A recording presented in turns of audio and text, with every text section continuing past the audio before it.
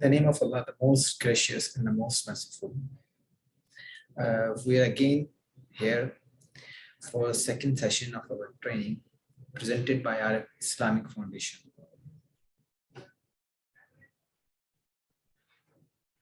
First of all, I would like to introduce myself. My name is Muhammad Sarfaraz Mirza and I'm a professional content writer.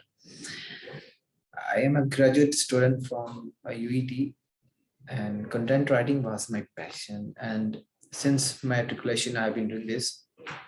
So I think writing is a soul purifying job. That's why I do so.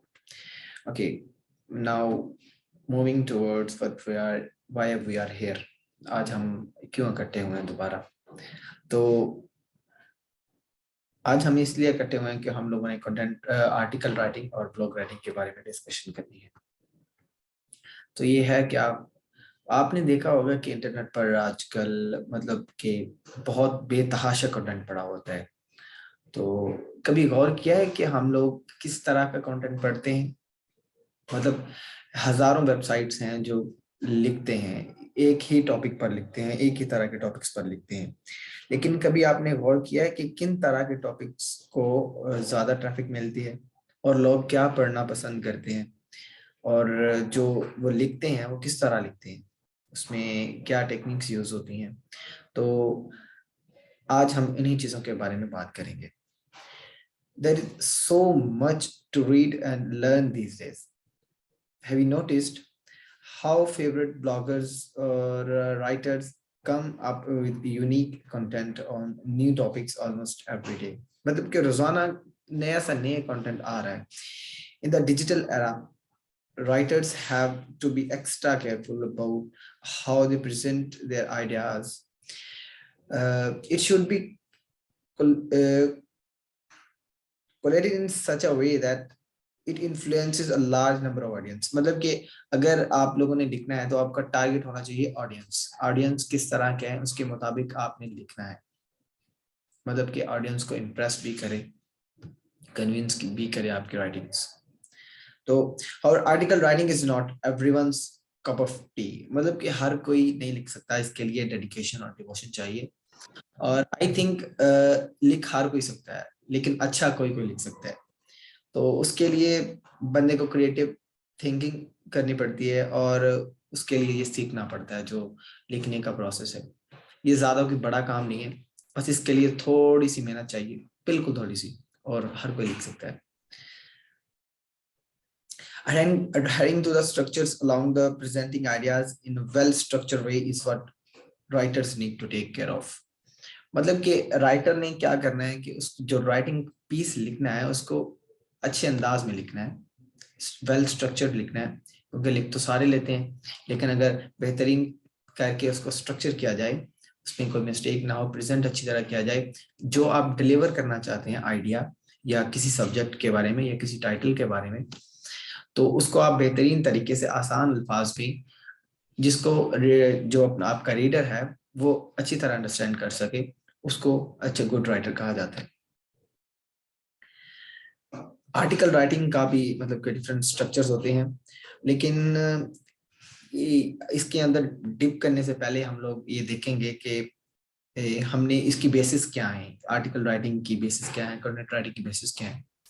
तो चलते हैं कि आज देखते हैं कि हमने अभी क्या क्या पढ़ना है। तो हम सबसे पहले देखेंगे कि व्हाट इज कंटेंट राइटिंग और आर्टिकल राइटिंग। उसके बाद हम लोग देखेंगे कि आर्टिकल राइटिंग का फॉर्मेट क्या होता है, मतलब कि राइटिंग डिफरेंट तरह की होती है, राइटिंग की सैकड़ों एग्जाम है मैं कह सकता हूँ आजकल, तो क्योंकि रोज बरोज नई से नई किस्म निकल रही है। Ads, sales copy, copy writing, review, resume और personal statement, article, blog, bla bla, बहुत सारी एग्जाम है। तो हर एक चीज को एक ही तरह नहीं लिखा जाता, उसका डिफरेंट फॉर्मेट होता है। तो इसी तरह आर्टिकल्स और ब्लॉग्स का भी एक फॉर्मेट होता है। आर्टिकल्स और ब्लॉग्स में खासा फर्क नहीं है, सिर्फ थोड़ा माइन्यूट सा फर्क है, वो आपको बता देंगे हम। पहले हम इसमें डिप करते हैं कि आर्टिकल का फॉर्मेट क्या होगा, उसमें हम लोग डिप करेंगे। इसके 2, 3 या 4 मेजर पार्ट्स होते हैं। हेडलाइन होता है और बायलाइन होता है और उसकी बॉडी होती है आर्टिकल की, और चौथा पार्ट होता है इसका कंक्लूजन्स। वो हम इसके बाद देखेंगे आने वाली स्लाइड्स में। फिर हम देखेंगे कि आर्टिकल राइटिंग हमने करनी है तो स्टेप बाय स्टेप आपको गाइड भी देंगे कि कैसे कैसे कौन प्रोसेस होगा जिसको हम लेकर चलेंगे एक आर्टिकल लिखने के लिए।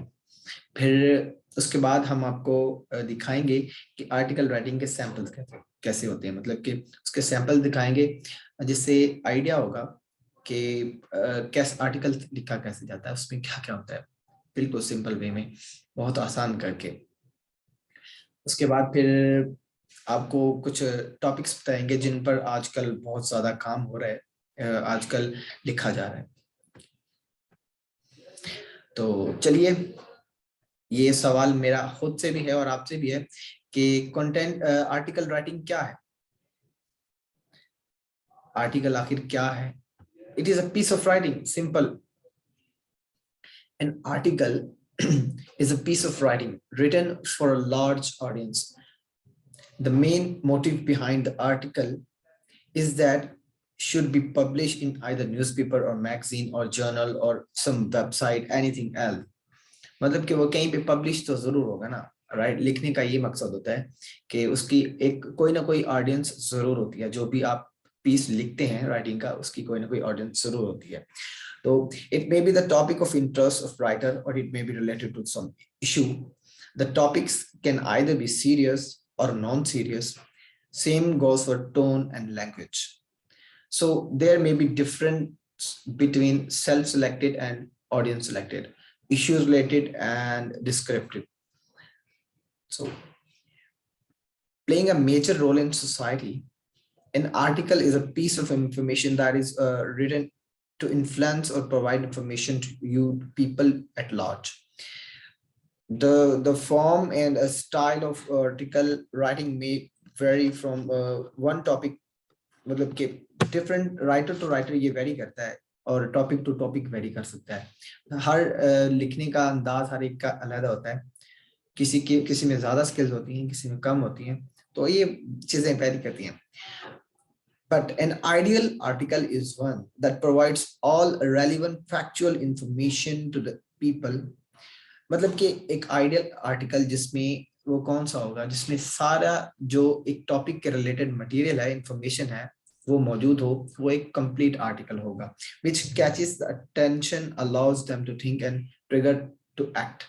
मतलब कि हम लोग किसी भी वेबसाइट पर जाते हैं, रिसर्च करते हैं खुद भी, तो जब हम लोग किसी टॉपिक को लिखते हैं उसके बारे में हमें काफी ज्यादा वेबसाइट्स खुल जाती हैं, सामने आती हैं। वो एसईओ की वजह से जो इनकी एसईओ टॉप पे होती है वो हमारे सबसे पहले फर्स्ट पेज पे आ जाती हैं।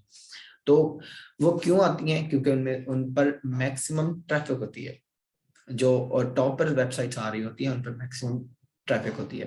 तो ट्रैफिक कहाँ से आती है? ट्रैफिक आती है आपके आर्टिकल जब ज्यादा ओपन होता है तो उस पे आती है। एसईओ होगा, अच्छा लिखा हुआ होगा, यूजर फ्रेंडली होगा, तो जाहिर सी बात है उस पर ट्रैफिक जरूर आएगी। तो जिस पीस को आर्टिकल अगला रीडर तलाश कर रहा है, मिसाल के तौर पर मैं सर्च करता हूँ कंक्रीट के टेस्टिंग के मेथड्स, तो मैं डायरेक्ट लिखूंगा गूगल पर कि what are the methods to test concrete. तो उसके लिए मुझे अगर उसके रिलेटेड मटेरियल डायरेक्ट मिलेगा, एक आएगा आर्टिकल उसमें डायरेक्ट मुझे टेस्टिंग के डिफरेंट टेस्ट लिखे होंगे, उनके नीचे में रेफरेंस भी लिखे होंगे, सिंपल, मुझे इससे ज्यादा कुछ चाहिए नहीं होगा तो डायरेक्ट आ जाएगा। इसमें बहुत इंपॉर्टेंट चीज होती है नीचे डिफाइन करता है कि यूजर क्या चाह रहा है। नीचे होता है टाइटल का, सब टाइटल कह सकते हैं आप उसको। तो ये नीचे एसईओ में बहुत इंपॉर्टेंट पार्ट प्ले करता है। जब भी आप आर्टिकल लिख रहे होते हैं तो आपको डिसाइड करना होता है कि आपका नीचे क्या है, क्योंकि जब सर्च होती है वेबसाइट पर तो ये नीचे ही आता है, नीचे की वजह से ही आपकी जो आर्टिकल है वो रैंक करता है। तो अब हम डिस्कस करेंगे कि उसका फॉर्मेट क्या होता है आर्टिकल राइटिंग का। आर्टिकल राइटिंग किस तरह लिखा जाता है आर्टिकल? जैसे एक रेज्यूमे है, एक सीवी है, उसका एक पेट फॉर्मेट है कि हमने इस तरह लिखनी है। एक पर्सनल स्टेटमेंट है, वो उसका भी एक पेट फॉर्मेट है। एक प्रोफेशनल ईमेल होती है उसका भी एक पेट फॉर्मेट होता है, तो इसी तरह आर्टिकल का भी एक फॉर्मेट है। रादर ये जनरल सा फॉर्मेट है, ये आप इन जनरल कह सकते हैं, ये पर्टिकुलर नहीं है कि आपने यही फॉलो करना है, लेकिन ये इन जनरल फॉर्मेट हम लोग कह सकते हैं। तो ये क्या फॉर्मेट है, इसमें क्या क्या चीजें आती हैं? Whatever you wish to write, it is important for you to first know the structure of the article and then mention the details accordingly. Divide mainly into 3 categories. इसकी जो मेजर कैटेगरीज हैं वो 3 हैं, लेकिन हम लोग चौथी को एज अ कॉम्प्लीमेंट ऐड कर देते हैं क्योंकि वो ज्यादा मतलब उसको एक्सप्लेन वेल करते हैं। तो सबसे पहली है हेडिंग और टाइटल।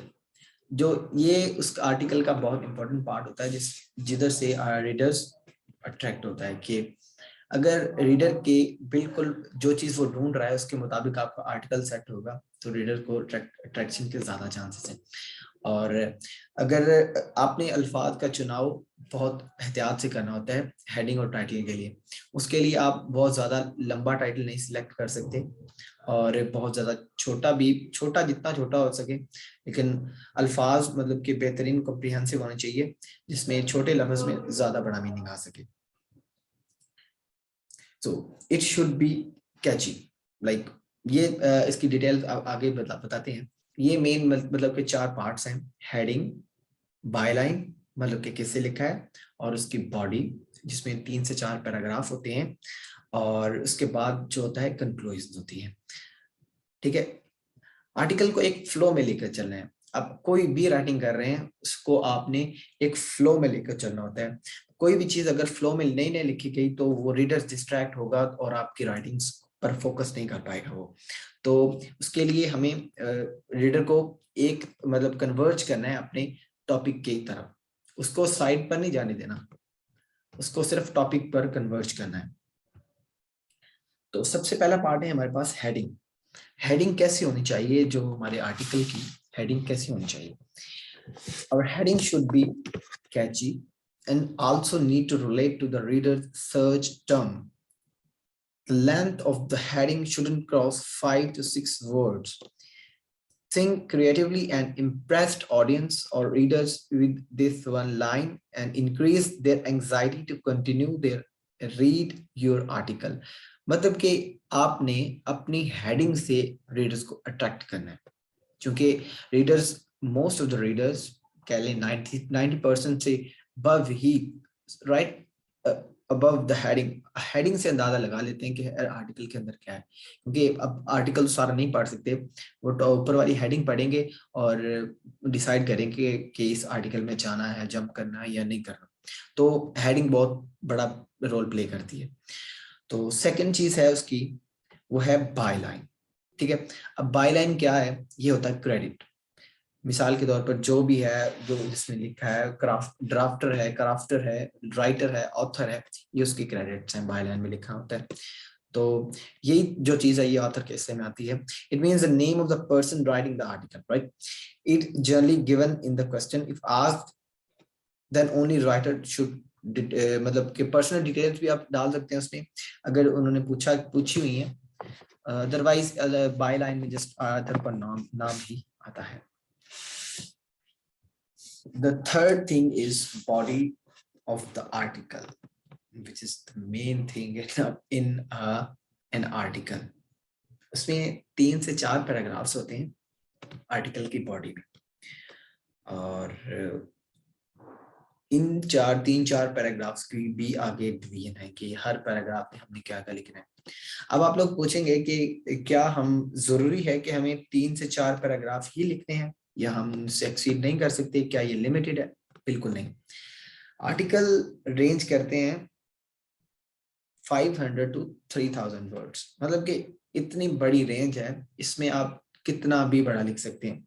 अगर आप मतलब कि नीचे आएंगे तो फिर वो ब्लॉग टाइप हो जाएगा, स्मॉल कंटेंट उसको बोला जाता है, और 500, 600, 300 to 700 आप कह सकते हैं वो ब्लॉग होता है, और उसके ऊपर आप जाएंगे तो आर्टिकल होता है। आर्टिकल में आपने फुल डिटेल्स डालनी होती है, मतलब कि एक प्रॉब्लम का बैकग्राउंड, उसका इंट्रोडक्शन, उसके स्टैट्स, और उसका आगे सोल्यूशन और उसका conclusion, everything, each and everything हमने डालनी होती है उसकी बॉडी में। और इस बॉडी में हमने एक फ्लो के साथ चलना होता है। ये नहीं है कि कंक्लूजन्स को पहले लिख देना है, सोल्यूशन को पहले लिख देना है, प्रॉब्लम को बाद में लिख रहे हैं या स्टेटमेंट को बाद में लिख रहे हैं, इस तरह नहीं करना। सबसे पहले हम लोगों ने जो प्रॉब्लम स्टेटमेंट है उसका इंट्रोडक्शन देना है, फिर हमने प्रॉब्लम स्टेटमेंट मतलब कि डेवलप करनी है, उसके बाद उसका बैकग्राउंड बताना है, बैकग्राउंड नॉलेज उसके पीछे क्या है, फिर उसका सॉल्यूशन है, फिर स्टैट्स होंगे, उसके बाद फिर हम पे कंक्लूजन होंगे। तो सबसे पहले पैराग्राफ 1, जो बॉडी का पैराग्राफ 1 है, इसमें क्या होगा, it is always prescribed that you begin with the short introduction of the topic. Like हमने जो पहला पैराग्राफ है उसमें हमने इंट्रोडक्शन डालना है टॉपिक का, ठीक है। It's meaning to be precise, like it is the short most paragraph of the body, मतलब कि हमने इसको प्रिसाइज मोस्ट रखना है। और आपको एक मजे की बात बताता जाऊं, अक्सर जो प्रोफेशनल आर्टिकल्स होते हैं उनमें एक और चीज ऐड होती है, वो बॉडी से पहले होती है, वो एब्स्ट्रैक्ट होता है। एब्स्ट्रैक्ट होता है, उसको आप दूसरे अल्फाज में समरी भी कह सकते हैं। तो समरी लिखनी होती है आपने आर्टिकल से पहले, किसी भी आर्टिकल की। अगर आप लॉन्ग आर्टिकल लिख रहे हैं तो समरी समरी एक आप कह ले सकते हैं, पूरे आर्टिकल का निचोड़ होता है 3-4 लाइंस में। तो एब्स्ट्रैक्ट उसको दूसरे अल्फाज में बोला जाता है। So first paragraph of the body should be precise, comprehensive and correct. Briefly tell what the article is about, giving some quotation or starting facts to arouse the interest of the reader. ये आपने जो पहला paragraph होता है उधर से ही reader का interest develop करना होता है, ताकि रीडर मजीद परसू कर सके आपकी रीडिंग को। क्योंकि आपको पता है कि रीडर बहुत जल्दी एग्जॉस्ट हो जाते हैं पढ़ते पढ़ते। हमने रीडर को एग्जॉस्ट नहीं करना, उसका इंटरेस्ट डेवलप करना है, उसको मजीद जैसे जैसे वो उसको फैक्ट्स एंड फिगर्स प्रोवाइड करने हैं, उसको वर्ड्स ऐसे मतलब कि फ्लेक्सिबल देने हैं, उसको अट्रैक्टिव वर्ड्स प्रोवाइड करने हैं, दिखा दे सामने रखने हैं उसके, कि वो खुद ब खुद अट्रैक्ट हो सके। और सेकंड पैराग्राफ में और थर्ड पैराग्राफ में क्या आता है, उसमें हम लोगों ने लिखना आता है कि प्रॉब्लम असल में है क्या, उसकी प्रॉब्लम टाइप क्या है, उसमें सिनेरियो क्या चल रहा है, कॉज एंड इफेक्ट, मतलब कि प्रॉब्लम का क्या वजह बनी और प्रॉब्लम का फिर आगे अफेक्ट क्या है। ये सारी चीजें हमने उसके सेकंड और थर्ड पैराग्राफ में लिखनी होती है, ठीक है। In how many forms does problem exist, ये होती है types. You are required to mention various possible types of the problem. मिसाल के तौर पर आपको मैं कहता हूं कि डेंगू फीवर पे हम लोगों ने आर्टिकल लिखना है, तो हम लोग लिखेंगे कि उसकी वजूहात क्या हैं, डेंगू की बुखार कैसे होता है, उसकी मतलब कि किस तरह बाइट करने से होता है और वगैरह वगैरह, जैसी जो भी उसके वेज होंगे हमने वो लिखने हैं। उसके बाद होता है कि करंट सिनेरियो क्या है, then you need to explain the current scenario, the problem if and whenever after the correct actions betterment in the situation has observed or not। मतलब कि अगर उसमें आपने लिखना है कि आजकल किस तरह पीक पे है, कितना उसका लेवल है, मतलब कि डेंगू मिसाल जैसे मैंने दी कि डेंगू फीवर के स्टैट्स क्या हैं, आजकल फैल रहा है, उसका किस मौसम में वो ज्यादा फैलता है, उसकी क्या प्रिवेंशन वगैरह हैं, वो आपने बताना है कि आजकल ज्यादा फैल गया है, किस मौसम में आता है, कौन सा एटमोस्फेयर इसको चाहिए होता है। मैं मिसाल दे रहा हूँ कि आपने किसी टॉपिक के मुताबिक प्रॉब्लम को कैसे एक्सप्लेन करना है। ये आता है सेकंड पैराग्राफ में और थर्ड पैराग्राफ में करंट सिनेरियो में। फिर हमने बताना है कॉज एंड इफेक्ट रिलेशनशिप, उसके बाद बताना है कि इसके इफेक्ट्स क्या हैं, डेंगू फीवर से बुखार हो सकता है, इवन इट इज फैटल, मतलब कि मौत भी हो सकती है। तो ये थर्ड जो है सेकंड और थर्ड पैराग्राफ का थर्ड पार्ट वो है कॉज एंड इफेक्ट रिलेशनशिप। उसमें हमने बताना होता है कि प्रॉब्लम के जो कॉजेस क्या हैं और उसका इफेक्ट क्या है, ठीक है। तो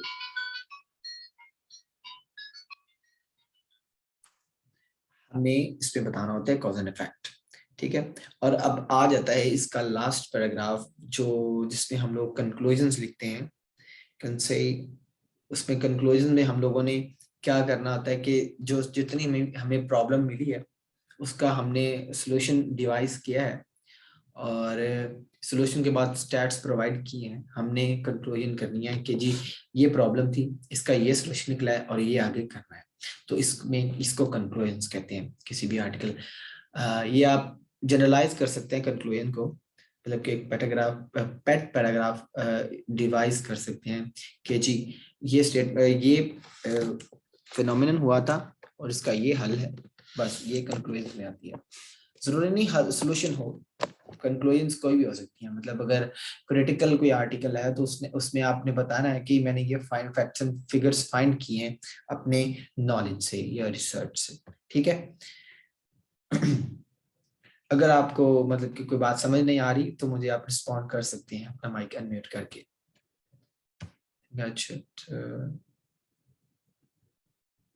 वॉइस क्लियर आ रही है? काइंडली चैट बॉक्स में बताइएगा।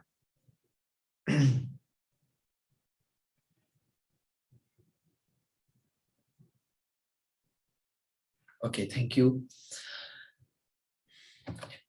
चलें अब हम आगे मूव करते हैं कि अब लिखना क्या है, कैसे आर्टिकल। वो तो हमने देख लिया कि इसके क्या क्या पार्ट्स हैं, कौन कौन से पार्ट्स हैं, लेकिन अब देखते हैं कि लिखना कैसे है। आर्टिकल का step by step guide to article writing.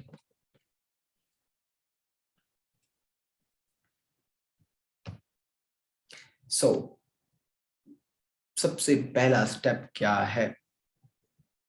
सबसे पहला स्टेप होता है कि आपने अपना टॉपिक चूज करना है जिसके बारे में आप लिखना चाह रहे हैं। मतलब कि आप ह्यूमन नेचर पे लिखना चाह रहे हैं, इमोशंस पे लिखना चाह रहे हैं, टेक्नोलॉजी पे लिखना चाह रहे हैं, आपका टॉपिक क्या है? आपने सबसे पहले तो वो सिलेक्ट करना है। जब आपके माइंड में टॉपिक क्लियर हो गया तो उसके बाद ही आप आगे मूव कर सकते हैं। तो उसके बाद उसमें एक और चीज भी देखनी होती है कि आप ये जो कंटेंट लिख रहे हैं, आर्टिकल या ब्लॉग, ये किन के लिए लिख रहे हैं, आपके टारगेट ऑडियंस क्या है? आया कि उनका लेवल ज्यादा है, मतलब कि वो मतलब मीडियम लेवल के हैं, या बिगिनर हैं, या प्रोफेशनल्स हैं जिनके सामने आप अपनी राइटिंग या पीस को प्रेजेंट करने जा रहे हैं, उनका लेवल ऑफ अंडरस्टैंडिंग क्या है? उसके मुताबिक आप लोगों ने अपना टॉपिक को चूज करना है, ठीक है। या तो अगर फिर पेड आप कोई फ्रीलांसिंग का काम कर रहे हैं, आपको आर्टिकल ऑलरेडी क्राफ्टेड मिलेगा, उन्होंने आपको आर्टिकल बताया होगा, टाइटल वगैरह, जिसके मुताबिक आप लिखेंगे, ठीक है। तो अदरवाइज आप अगर खुद लिख रहे हैं तो फिर उसके लिए आपको सिलेक्ट खुद करना होता है अपना टाइटल। इसके बाद जो आपका काम आता है सेकंड, वो है रिसर्च करना और इंफॉर्मेशन कलेक्ट करना। आपने हर तरह की इंफॉर्मेशन अपने आर्टिकल के मुतालिक ढूंढनी है और तलाश करनी है, जहां से भी इंफॉर्मेशन मिलती है। आई थिंक इंटरनेट का टाइम खत्म हो रहा है, तो मैं दोबारा लिंक सेंड करूंगा और आप लोग दोबारा ज्वाइन कर लीजिएगा। 10 मिनट रहते हैं, तो आई थिंक मैं 10 मिनट में ख़त्म भी कर दूंगा। तो ये क्योंकि जूम पर थोड़ी रिस्ट्रिक्शन और टाइम लिमिट होती है, तो ठीक है, मैं जल्दी जल्दी फॉरवर्ड मूव करता हूँ। तो सेकंड काम है कि हमने रिसर्च करनी है अपने टॉपिक के रिलेटेड और उस पर इंफॉर्मेशन इकट्ठी करनी है। आपने अगर उस इंटरनेट के अलावा भी अगर आप फील्ड में उतर कर आपको इंफॉर्मेशन इकट्ठी करनी पड़ती है तो उसमें भी आप कर सकते हैं। मतलब कि सेकंड जो उसका स्टेप होता है वो है इंफॉर्मेशन, क्योंकि जब तक आपको इंफॉर्मेशन नहीं होगी तो आप लिखेंगे क्या? नॉलेज के बगैर आप लोग नहीं लिख सकते। तो the most important step in writing is knowledge, क्योंकि अगर आपको नॉलेज ही नहीं है तो आप लिख ही नहीं सकते, ठीक है। So the third step is organize all the important topic related facts and stats in a logical way. आपको जितनी भी इंफॉर्मेशन आई है उसको आपने प्रॉपर स्ट्रक्चर्ड वे में लिखना है। लाइक उसको ऐसे ही डिसमैंगल तरीके से नहीं फेंक देना, उसको प्रॉपर फैक्ट्स एंड फिगर में, ग्राफ में, टेबल्स की सूरत में उसको इकट्ठा करना है। और अगर थ्योरेटिकल पार्ट है तो उसको थ्योरेटिकल लिखना है। आप स्टैट्स को वर्ड्स की सूरत में भी लिख सकते हैं। तो आपने सारी जो जितनी भी इंफॉर्मेशन है उसको लिखना है अपने एक ऑर्गेनाइज्ड वे में। द फोर्थ स्टेप इज आपने अपने रीडर को इन्फ्लुएंस करना है और उसकी प्रॉब्लम सॉल्व करनी है। For example, if someone is searching that how to use mobile, तो आपने उसको A to Z बताना है कि मोबाइल कैसे यूज करना है, उसको पहले ऑन करना है, फिर उसके होम में जाना है, मैसेज कैसे करना है, उसको मैसेज का कैसा आइकन बना हुआ है, वगैरह वगैरह। ये आपको जस्ट एज एन एग्जाम्पल बता रहा हूँ। तो आपने जो आपका रीडर है उसका उसकी प्रॉब्लम सॉल्व करने के लिए लिख रहे हैं ना, तो उसकी प्रॉब्लम सॉल्व करनी है आपने कि आपका काम ऐसे करना है। और अगर ये डिस्क्रिप्टिव हो, आपने नॉलेज प्रोवाइड करना है, आपका रीडर ऑब्वियसली फिर नॉलेज के लिए आपकी साइट पे आएगा कि जी मुझे इस खास टॉपिक के बारे में इंफॉर्मेशन चाहिए। जैसे हम खुद रिसर्च करते हैं वैसे ही कोई जब करेगा सर्च हमारे टॉपिक के रिलेटेड, तो उसको अगर रीडर को हमारी जो आर्टिकल है उससे सारा कुछ मिलना चाहिए जो वो चाहता है। तो उसको इन्फ्लुएंस करने के लिए हमने फ्रेजेस यूज करनी है, इडियम्स यूज करने हैं, वर्ड्स का स्ट्रक्चर, टेंसेस और इस तरह की चीजें, कोड्स वगैरह ये डालकर रीडर को इन्फ्लुएंस करना है। Make your views unique and specific.